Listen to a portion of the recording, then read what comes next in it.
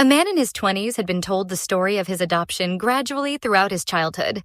He was found as an infant in an alley not placed gently with blankets and love, but abandoned in a low-visibility area with nothing to keep him warm.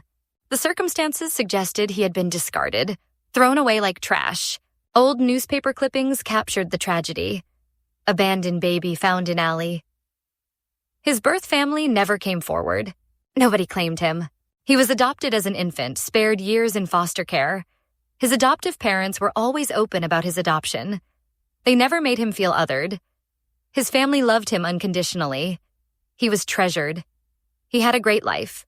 The unclear circumstances left Gap's medical history being the biggest. He never really cared until recently. A few months ago, he got engaged. He and his fiancée began planning their future, talking about children. Watching health issues in his adoptive family made him realize he had no idea what genetic conditions he might pass on to his future children. No medical history. No genetic roadmap. He decided to do 23andMe genetic testing for health information. But he made a mistake. He accidentally opted in to be found by genetic relatives. He realized the error quickly, but it was too late. 2 birth siblings found him. They were older. His birth parents had 5 children before him. All of them knew about him. All wanted to know him. The siblings reached out and at first seemed reasonable. Then he made his position clear. He didn't want to hear his birth parents' story. He wasn't interested in building a relationship. He had a family. He had a life. That's when they flipped. The siblings became aggressive and relentless.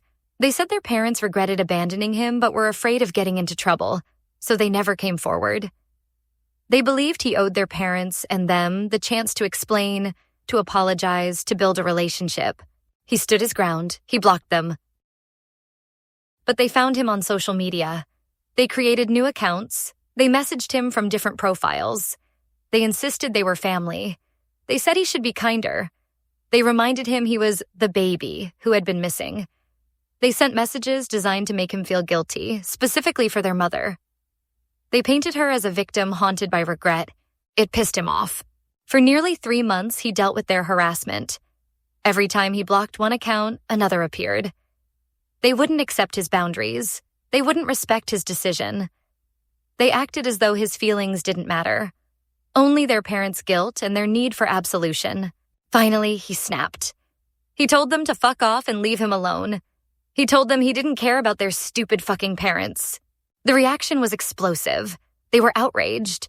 They created random account after random account, flooding his social media with messages calling him cruel and heartless. They said their parents didn't deserve that.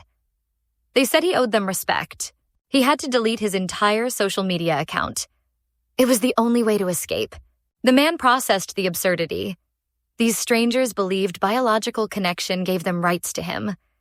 They believed he owed them something simply because they existed, because their parents had regrets, because they wanted a happy ending to a story that began with him being thrown away in an alley. But he didn't owe them anything. He had been abandoned. Not placed lovingly. Abandoned. Left in an alley with nothing. The newspaper clippings didn't lie. Whatever reasons his birth parents had, they had made their choice.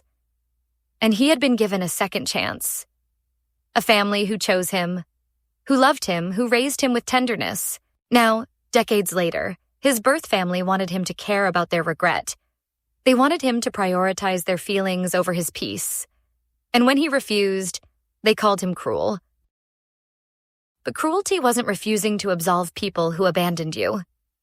Cruelty was harassing someone for 3 months because they wouldn't perform forgiveness on demand. He had done nothing wrong. He had simply chosen the family who chose him first. What do you think about this situation? Was the man wrong to refuse contact with his birth family and tell them to leave him alone? Does biological connection create an obligation to forgive? Share your thoughts and feelings in the comments below. Like, comment, share, and follow this page for more.